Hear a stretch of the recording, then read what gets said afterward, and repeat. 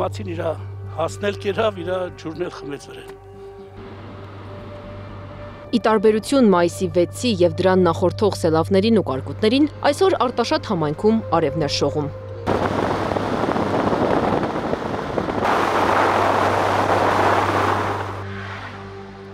Քամին աջ ու ձախ էր քշում կարկտահարված տերևները, որ ժամանակից շուտ գետնին էին թափվել։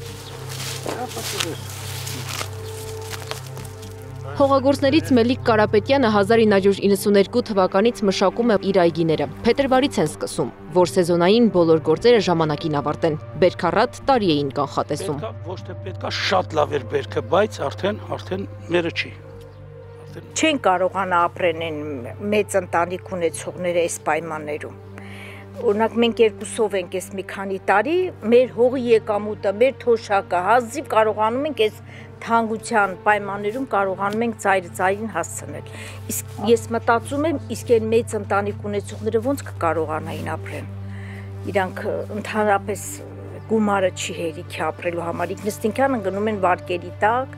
Շարքից դուրս են եկել ծիրանը, դեղձը, խաղողն ու խնձորը։ Մի քանի տոննայի հասնող բերքից 500 կիլոգրամն է մնացել, ասում է հարևան այգուտեր Գալուստ Գալստյանը։ Կարկուտի հարվածից լցվել է գետին, բերքի 90% փչացած է մեր գյուղում։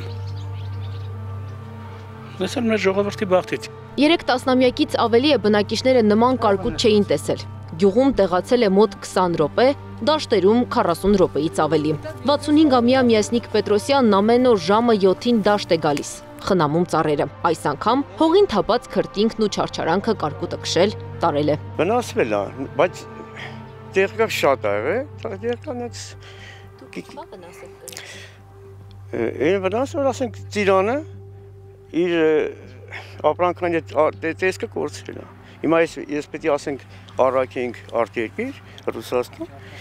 ոչ մեկը չի տանի։ Գյուղացիների խոսքով կարկուտը սկսելուն զուգահեռ աշխատել են հակակարկտային կայանները։ Եթե դրանք չգործեին, վնասն առավել շատ կլիներ։ Արտաշատ խոշորացված համայնքում կա 60-ից ավելի հակակարկտային կայան։ Համայնքի ղեկավար Կարլեն Մկրտչյանի խոսքով բոլորը գործի են դրել, միայն 2 կայան չի գործել։ Չնայած գործադրված ջանքերին գյուղացիների վնասը մեծ է։ Ինչպես են փոխհատուցելու։ Տարբեր ձևաչափեր կա,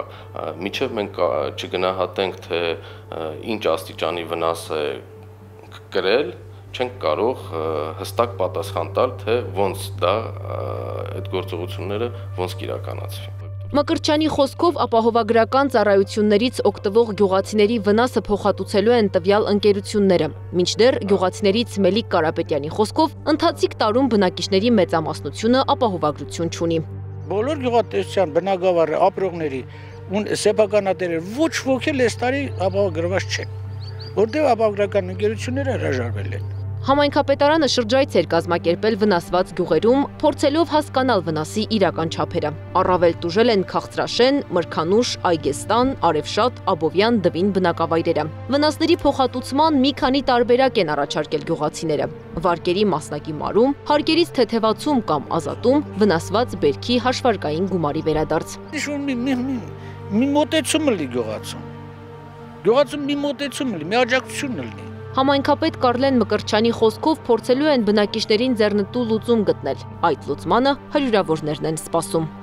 Անիա Բաղյան, Էդիկ Մալաքյան, Գառնիկ Նահապետյան, ABC Media։